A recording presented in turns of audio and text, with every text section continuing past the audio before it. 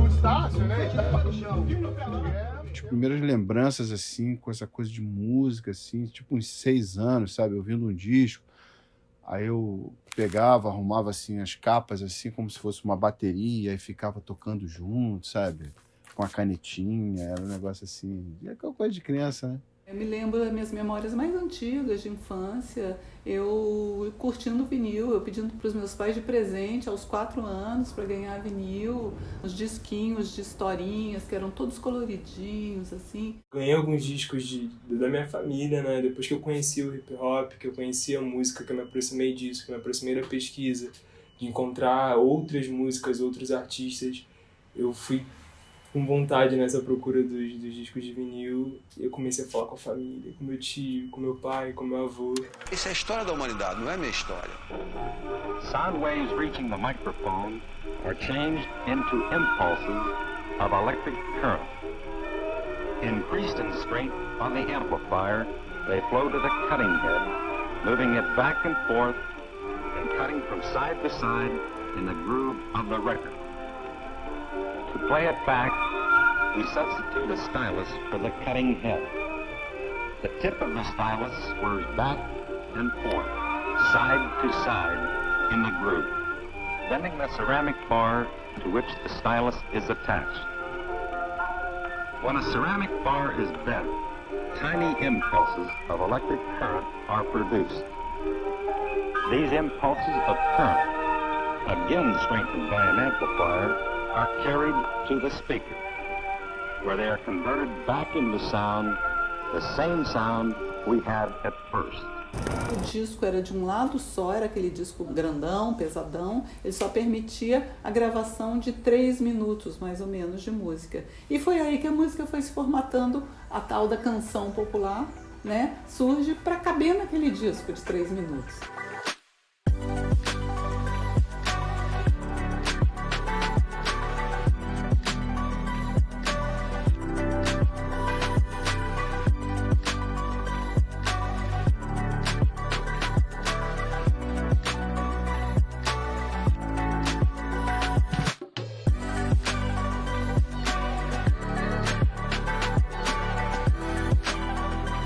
Quer dizer, a partir do momento que cabe um montão de música, né, é possível para o artista pensar quase como uma curadoria, o que ele quer apresentar, que história que ele quer contar.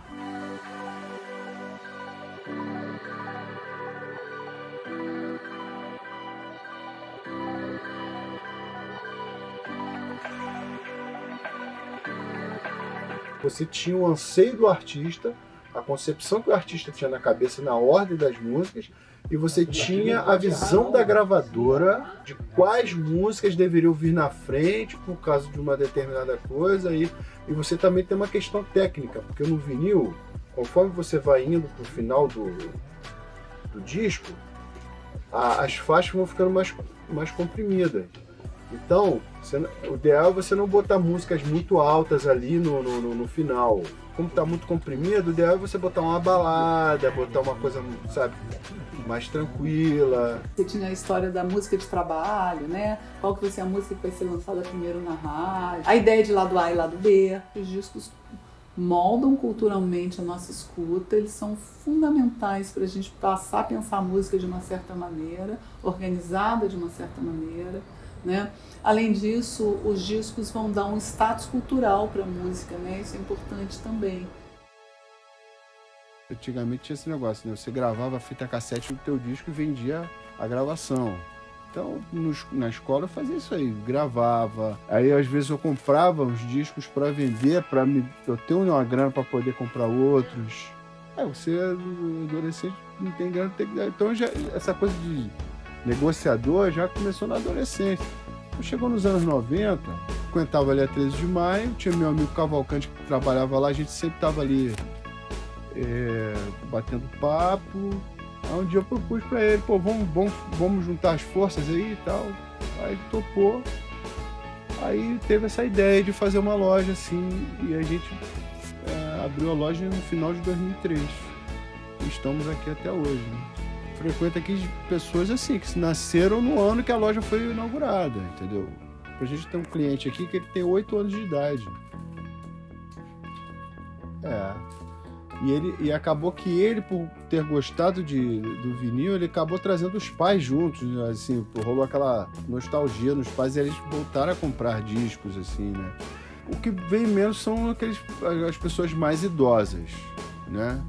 Eu acho que, tipo, já passou da fase, né? Não tem mais interesse em voltar. Meu pai e meu tio já abandonaram, então eu sinto isso, que essa procura é bem jovem. O que a gente vê é que o vinil se tornou um objeto de culto, um objeto luxuoso quase, e inclusive caro, exatamente. Né? Então, claro que não é só nostalgia. Eu compro, chego correndo em casa, eu já quero ouvir, eu tô lá, eu ouço até furar o disco, ouvir de novo. Tem essa emoção de pegar um vinil, aquele vinil grandão, você olha atrás, tem aquela ficha, aquela arte pensada, né, pra capa do vinil que é bem maior. Tem toda uma questão de você tirar do plástico, você abre aquele encarte enorme como um livro, enfim. Acho que a experiência é muito diferente. As capas são o atrativo à parte. Isso aqui é uma capa que eles chamam de gimmicks, que tem a foto deles aqui. Você pode, se quiser que seja assim, ou se você quiser que seja assim. Essa banda País de Gales, né? E a capa faz essa coisa do mapa quando você abre assim, ó.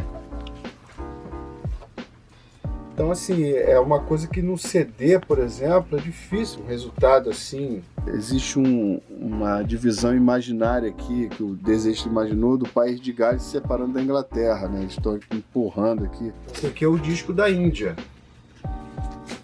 Não tem informação aqui qual artista é.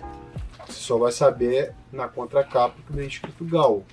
Eu lembro de vir numa festa no Rio, que eu não morava aqui, aí uma tia minha falando, tá, põe Índia, que eu nem sabia o que era, eu criança, assim, olhei essa capa, fiquei louca, assim, com a capa.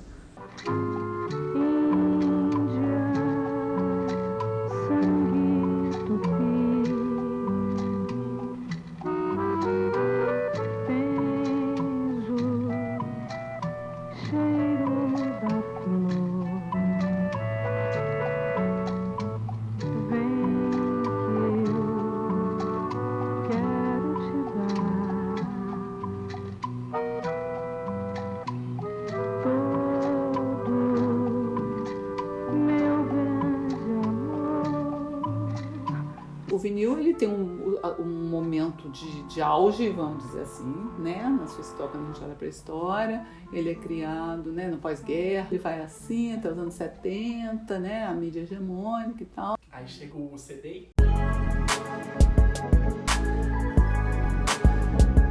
Uma briga entre dois campeões de vendagem agita o mercado musical. De um lado está ele, o velho LP conhecido de todos, que com um custo bem menor atrai o consumidor. Em outra prateleira, o adversário, o Compact Disc, ou CD, que promete transformar o velho disco preto em peça de museu. O CD ele acabou com o vinil. No final dos anos 90, era só CD, bicho. Porque essa mídia ela chega com essa pretensão de ser, né, o futuro e que é inquebrável, e as fábricas de vinil fecham, enfim, morreu o vinil, agora é o CD.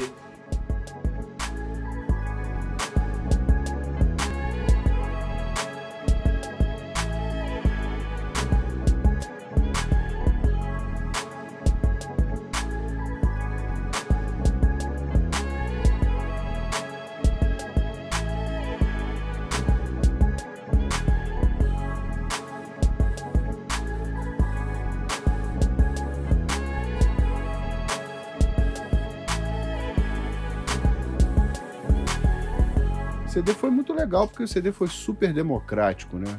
Tinha uma banda lá, que se lançou um disco lá no meio da Nova Zelândia, que era independente, que só fez 300 cópias. Você nunca ia ouvir isso na tua vida. Aí quando veio o CD, um selo lá e achou legal o som, aí relançou em CD. Então aí você tinha a possibilidade de ouvir aquilo que você só ouvia falar. É um outro animal, é um outro bicho.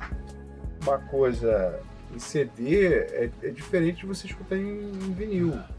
Porque o analógico é diferente do digital.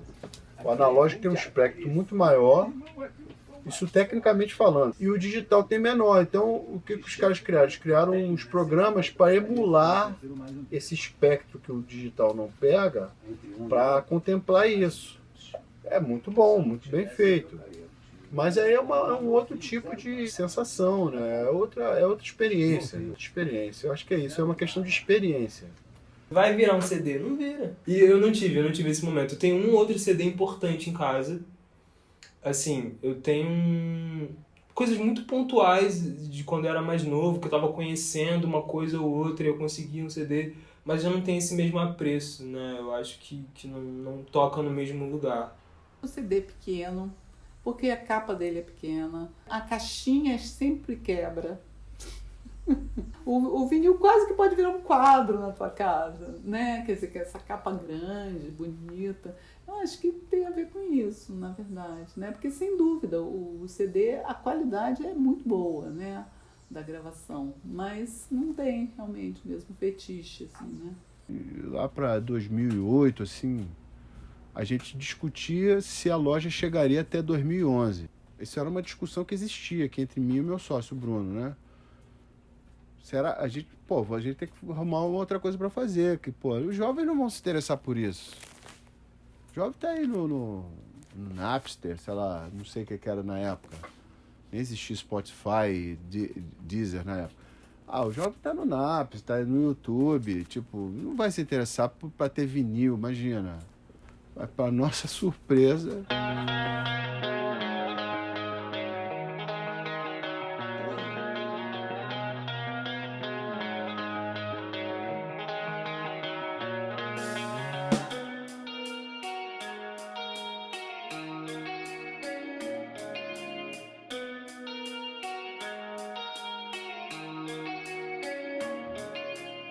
Nesse momento que a gente percebe que o vinil permanece como objeto de troca, de culto, a ponto de uma das fábricas voltar a prensar vinil e a ponto dos artistas também voltarem a lançar pequenas tiragens, né? Mas também fazer tiragens em discos de vinil. Eu defendo essa ideia, né? De que tem um conceito do Bolter e do Gruzin, né, dois autores, que eles falam da ideia de remediação das tecnologias, né? O que seria remediação? Seria justamente essa reconfiguração que uma tecnologia velha faz quando surge uma nova, né? Então, isso vai aparecer em várias tecnologias, e no caso da música a gente vê isso também acontecendo. Essa coisa de dizer que o vinil ressurgiu, pra gente nunca ressurgiu. Ele sempre esteve presente. Só que assim, ele diminuiu a quantidade de pessoas procurando, mas sempre existiram essas pessoas. Lidar com o vinil, enfim, se relacionar com o vinil, com a música analógica, é uma maneira de preservar a memória, né? É até um culto ancestral. Você ter aquele momento em que você vai ouvir o seu vinil, você vai estar em contato com tudo aquilo ali que está acontecendo energeticamente, enfim. O disco é como uma máquina do tempo também, né? Me transporta para várias épocas diferentes, para lugares onde eu queria estar vivendo aquele momento com a música. Eu acho que o vinil continua a fazer esse papel, né? A gente não gosta de música ouvida abstratamente só. A gente ouve, né? Tem um pouco isso. A gente ouve para ver como é que é. Nunca ouvi um artista, eu vou lá ouvir no Spotify para ver se eu gosto. Eu quero malhar, eu vou botar uma trilha, etc, etc. Mas se eu gostei muito de um artista, aí de repente eu quero ver o videoclipe, né? Que já é uma forma de materialidade. Eu quero ver como é que ele é. Eu quero ver fotos. E eu quero o vinil, de repente, né? Então eu acho que tem essa função de confirmar esse nosso desejo de tactilidade.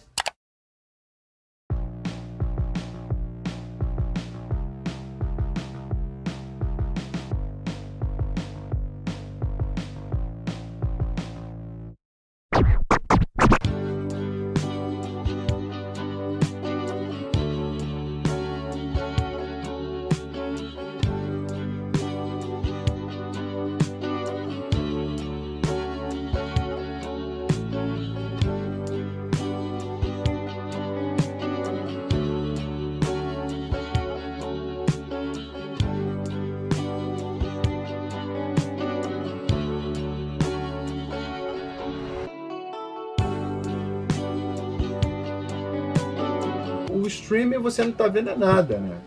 Eu acho que essa pressa, que enfim, o streaming é inerente a essa pressa, enfim, esse momento que a gente vive, é assim, uma ameaça ao modo com que a gente escuta a música, à atenção que a gente dá para as músicas. Eu acho que é um aliado, assim, no momento em que a gente passa a conhecer um monte de coisa que a gente não teria contato, né? Acho que a gente consegue conhecer um monte de coisa, a gente consegue apresentar um monte de coisa para as pessoas por causa do streaming. É uma coisa assim, tem muita gente que está utilizando o streaming para ouvir uma determinada coisa e correr atrás do vinil.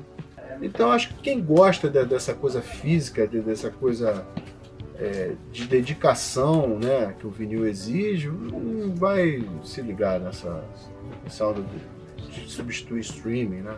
O cara vai até ouvir no streaming, mas ele vai querer ter o vinilzinho lá para hora que tiver vontade de ouvir a agulha tocando. Acho que não é essa ameaça direta à vida útil do vinil, o apreço que as pessoas têm pelo vinil.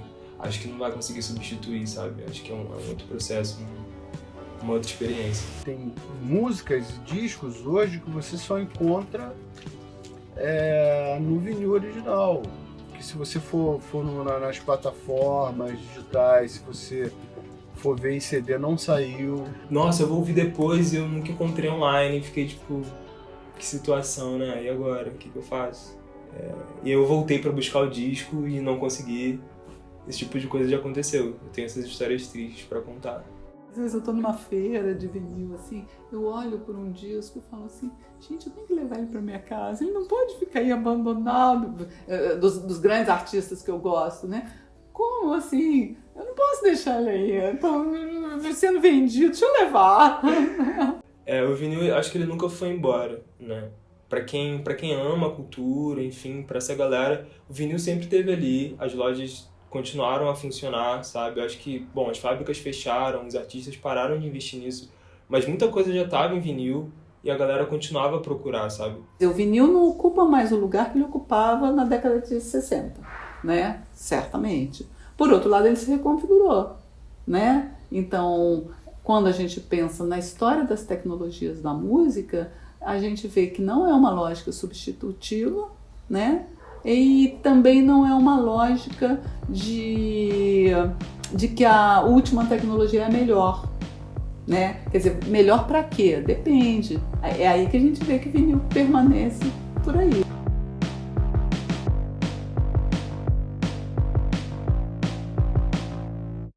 Que história de lenda urbana é essa de que se você virar o disco ao contrário, são aí coisas, tipo da Xuxa, que saem coisas assim? Olha, cara, isso aí eu acho uma grande bobagem, né? Inclusive teve várias pessoas que já brincaram com isso. Por exemplo, tem uma banda lá de São Paulo, da Lira Paulistana, que é o Língua de Trapo. Eles sacanearam isso direto na época, eles botavam o negócio ao contrário lá falando, e quando você ia, por exemplo, bota o negócio que tá girando normal, só que falando ao contrário. Aí você para o disco e bota pra girar ao contrário, aí o cara fala assim, você está estragando a sua vitrola. Aí depois, no disco seguinte, aí vai de novo o negócio, não sei o que, fala um negócio, uma língua estranha lá. Aí tu bota ao contrário, você continua estragando a sua vitrola, panaca.